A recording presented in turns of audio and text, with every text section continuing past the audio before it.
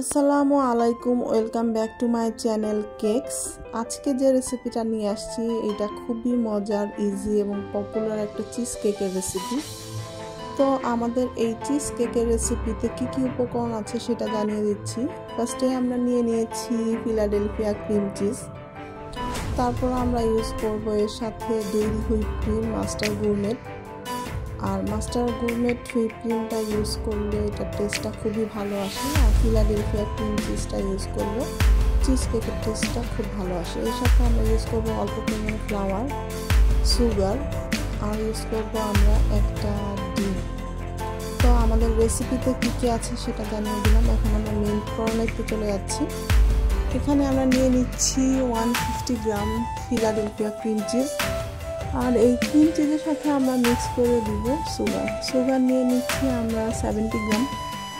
তো এই cream cheese আর সুগারটাকে আমরা খুব ভালোভাবে মিক্স করে নিব স্প্যাচুলার সাহায্যেই। এখানে কোনো বিটারের প্রয়োজন নাই, এটাকে খুব বেশিক্ষণ আমাদের বিটও করতে হবে না। স্প্যাচুলা দিয়ে সুগারটাকে ক্রিম চিজের সাথে খুব ভালোভাবে মিক্স করে নিলেই আমাদের ব্যাটার হয়ে যাবে। দেন আমরা এখানে ইউজ করতেছি ফ্লাওয়ার 6 গ্রামের মতো। এখানে আপনারা কেক ফ্লাওয়ারও ইউজ করতে পারেন, যেহেতু খুবই কম পরিমাণে এই জন্য আমরা এখানে ফ্লাওয়ার ইউজ করেছি।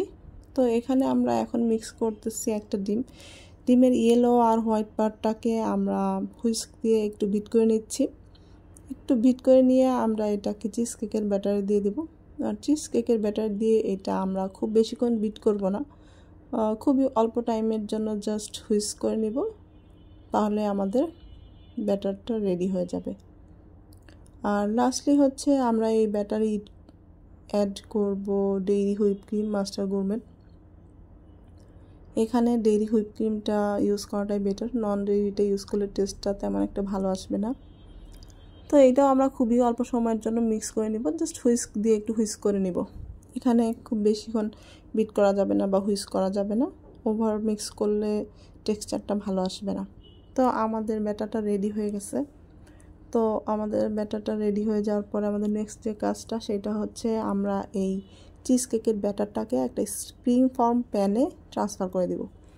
এখানে আমরা একটা স্প্রিং ফর্ম প্যানের ভিতরে বেকিং পেপার সেট করে নিয়েছি। তারপর আমরা চিজ কেকের ব্যাটারটাকে এখানে ঢেলে দেব।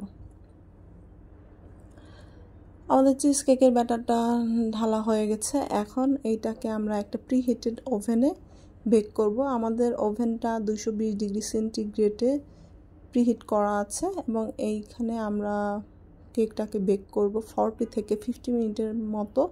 ওভেন ভেদে হচ্ছে এটা টেম্পারেচার কম বেশি হতে পারে।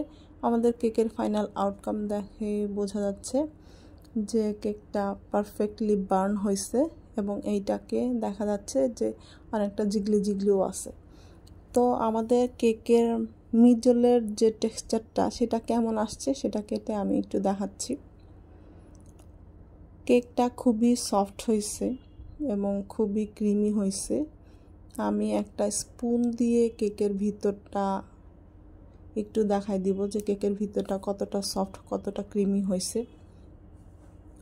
তো বার্ন বাস্কো চিজ কেকের ভেতরের ক্রিমিনেস বা সফটনেস দেখানোর জন্য যে ওয়েটা দেখানো হয় সেটাই দেখাচ্ছে। একটা স্পুন দিয়ে জাস্ট কেকের ভেতরে ইনসাইডটাতে আমরা দেখব যে ক্রিমটা খুব ইজিলি বের হয়ে আসতেছে, তার মানে কতটা সফট, কতটা ক্রিমি হয়েছে এটা দেখে বোঝা যাচ্ছে। আর এটার যে ডার্ক পার্টটা, বার্ন পার্টটা, এটা খুবই মজার, ক্যারামেলের মতো। সাবস্ক্রাইব করে সাথেই থাকবেন আশা করছি।